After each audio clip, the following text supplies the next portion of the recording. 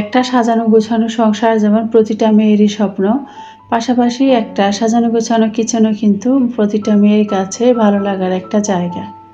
যেহেতু একজন গৃহিণী হিসেবে কিচেনে বেশ সময় কাটানো হয়, তাই যদি কিচেনটা নিজের মনের মতো করে সাজিয়ে গুছিয়ে রাখা হয় তাহলে কিন্তু কাজ করতে একদমই বিরক্ত বোধ হয় না।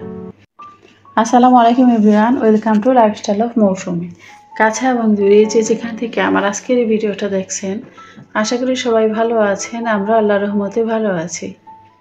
বরাবর মতো নতুন আরও একটি ভিডিও নিয়ে আপনাদের মাঝে হাজির হয়েছি। আশা করি আমার পুরো ভিডিও জুড়ে থাকবেন, আপনাদের কাছে ভালো লাগবে। বেশ কিছুদিন আগে কাঠ দিয়ে আমি একটা কিচেনের সেলফ বানিয়েছিলাম, সেটা তো আপনাদের সাথে শেয়ার করেছি, কিন্তু সেটা ওয়ালে লাগানোও হয়নি, পাশাপাশি ডেকোরেশন তো করা হয়নি। আর এটা খুব কষ্ট করে গতকালে আমি ড্রিল করে লাগিয়েছি। আর আজকে ভেবেছি যে কাচের কিছু জার দিয়ে আমি এটাকে ডেকোরেশন করব। যদিও বাজারে গিয়েছিলাম স্প্রে কালারগুলো যে হয় এইগুলো আনার জন্য, কিন্তু কোনো দোকানে খুঁজে পাচ্ছিলাম না। তারপরে শেষমেশ আমার যে অ্যাক্রিলিক কালার ছিল এগুলো দিয়ে প্রতিটা জারের ঢাকনাগুলোকে একই কালার করে নিয়েছি। জানি না অ্যাক্রিলিক কালারগুলো কতদিন টিকবে, তারপরেও চেষ্টা করেছি একই কালারে রাখার জন্য, এতে করে কিন্তু দেখতেও ভীষণ ভালো লাগে। আর যেহেতু কিচেনের জিনিস তাই কিন্তু একটু ময়লা ধুলোবালি তো পড়বেই, আর এজন্যই কিন্তু এরকম একটু বার্নিশটা দিয়ে দিয়েছি। এটা যেহেতু ওয়াটারপ্রুফ তাই কিন্তু যদি ভালো করে ঢাকনাগুলোকে কভার করা হয়, পানি কিংবা ধুলোবালি যাই পড়ুক, ক্লিন করার পরেও কিন্তু কালারটা ওঠার সম্ভাবনা অনেকটাই কম। যখন ঢাকনাগুলো শুকিয়ে গিয়েছে তারপরে কিন্তু খুব বেশি করে আমি এই লিকুইডটা দিয়েছি, যাতে করে এই কালারটা অনেকটা স্থায়িত্ব হয়। আর যদি এখানে আপনারা স্প্রে রঙটা ব্যবহার করেন তাহলে কিন্তু এই গ্লোসটা আর এখানে ব্যবহার করার প্রয়োজন নেই।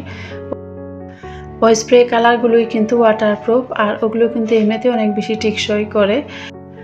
আমার গত ভিডিওতে আমি ভিডিও শুরুতে একটা গান সেট করেছিলাম, আর আমার প্রিয় আপু ভাইয়ারা সবাই এই গানটা ভীষণ পছন্দ করেছে। অনেকেই তো এটাও বলেছে গানটা খুব সুন্দর গেয়েছো আপু, মাশাআল্লাহ তোমার কণ্ঠটা ভীষণ সুন্দর।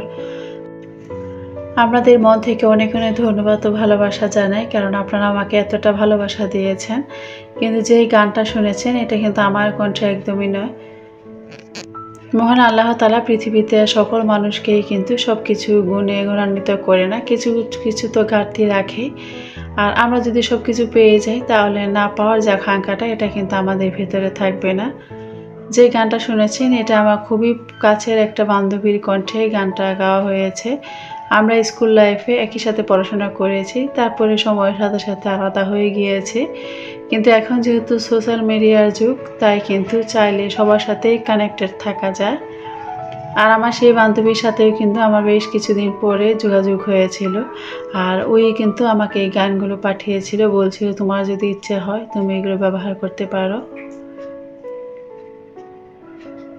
আশা করি আমার প্রিয় আপুরা বিষয়টা বুঝতে পেরেছেন। এখন কিন্তু সবগুলো ঢাকনা আমার ভালো করে শুকানো হয়ে গিয়েছে, আর এই জারগুলো আগে থেকে ধুয়ে রেখেছিলাম। এখন এক একটাতে এক এক জিনিস কিন্তু রেখে দিয়েছি। যদিও এই জিনিসগুলো মিটসেফ কিংবা অন্য কোনো জায়গায় রাখলে আসলে তত একটা খাওয়া হয় না, তা যদি চোখের সামনে রাখা হয় তাহলে হয়তো দেখে একটু হলেও খাওয়ার ইচ্ছে হবে। আর এই জন্যই কিন্তু সবগুলো কাছের জারে রেখার চেষ্টা করেছি। যদিও একবার চেয়েছিলাম কাচের জারে যে কোটটা ঢাকনাগুলো রয়েছে এইগুলোতে একটু করে প্রিন্ট করে নেই, কিন্তু অনেকটা সময় সাপেক্ষ আর ধৈর্য হারিয়ে ফেলেছিলাম, তাই কিন্তু পরে আর প্রিন্ট করা হয়নি। এখন আমি আমার পছন্দ অনুযায়ী কিন্তু এক একটাতে এক এক জিনিস রেখেছি, আর একটু বেশি করে বাদাম রাখার চেষ্টা করেছি। দেখা যায় বাদাম যদি সামনে রাখা হয় তাহলে কিন্তু খাওয়ার আগ্রহটা থাকে। আর মাঝখানের যে এই জায়গাটা এটাতে সিয়াসি তুকমা এসব গুড় চা পাতা এইসব কিছু রেখেছি, সাথে ট্যাং রেখেছি। সব মিলিয়ে কিন্তু আমি আমার প্রয়োজন অনুযায়ী এই কিচেন সেলফটা সাজিয়ে নিয়েছি। আশা করি আমার আজকের এই কিচেন সেলফ কিংবা সাজানো আপনাদের কাছে ভালো লাগবে। আর যদি ভিডিওর কোথাও কোনো অংশ ভালো লেগে থাকে তাহলে প্লিজ একটা লাইক দিয়ে পুরো ভিডিও জুড়ে থাকবেন। আমার চ্যানেল আজকে যারা নতুন, চাইলে চ্যানেলটিকে সাবস্ক্রাইব করে আমার চ্যানেলের পাশেই থেকে যেতে পারেন। আর যারা এই কাজটি অলরেডি করে ফেলেছেন, আপনাদের অসংখ্য ধন্যবাদ ও ভালোবাসা। আর এই পাশের যে লম্বা একটা জায়গা, এটাতে মূলত তেল রাখার জন্যই কিন্তু আমি এরকম ডিজাইন করেছিলাম, কিন্তু এখানে আর তেল রাখা হয়নি। একটা জার রেখে এখানে কিছু ফ্লাওয়ার রেখেছি। যদিও সাদা টাইলসের সাথে সাদা এই ফুলগুলো একদমই মানাচ্ছিল না, কিন্তু এই মুহূর্তে যেহেতু এই ফুলগুলোই আমার কাছে রয়েছে, তাই এগুলোই এখানে রেখেছি। তারপরে সময় সুযোগ অনুযায়ী হয়তো একটু করে চেঞ্জ করব।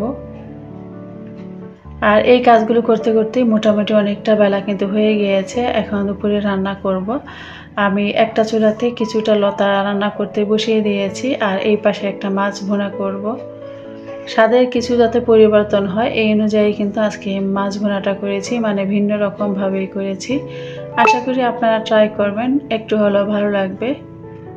প্রথমে একটা কড়াই নিয়েছি আর দিয়েছি পরিমাণ মতো তেল, তারপরে গোটা জিরা দিয়েছি, সাথে 2টা শুকনো মরিচও দিয়েছি। এগুলো দিয়ে প্রথমে একটু ভালো করে ভেজে নিয়েছি।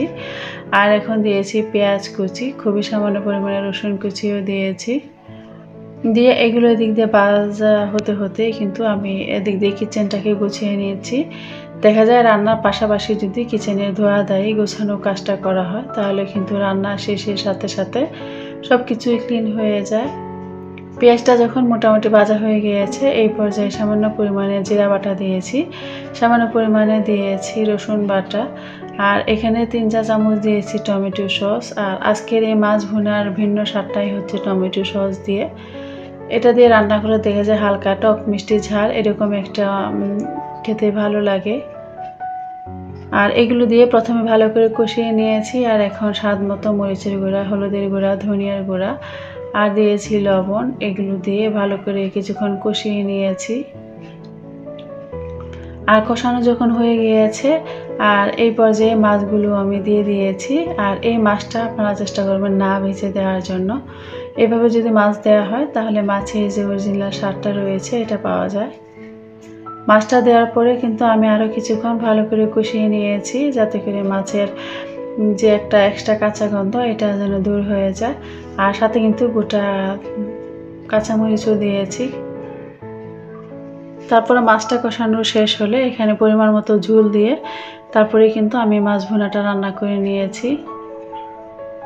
আর দেখতেই পেয়েছেন কতটা কালার সুন্দর এসেছে, মাশাআল্লাহ। অনেকেই হয়তো ভাবছেন যে আপু টমেটো সস যে দিয়েছেন মিষ্টি মিষ্টি লাগলো কিনা, কিন্তু এখানে যেহেতু গোটা মরিচ দেওয়া হয়েছে, তাছাড়া মরিচের গুঁড়াও ব্যবহার করেছি, তাই কিন্তু মিষ্টি মিষ্টি যে একটা ভাব এটা কিন্তু একদমই লাগেনি। খেতে খুবই সুস্বাদু হয়েছিল আর ভিন্ন একটা ফ্লেভার ছিল।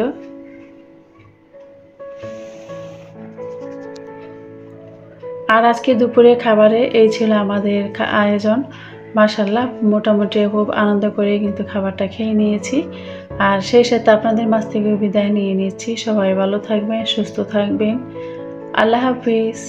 আসসালামু আলাইকুম।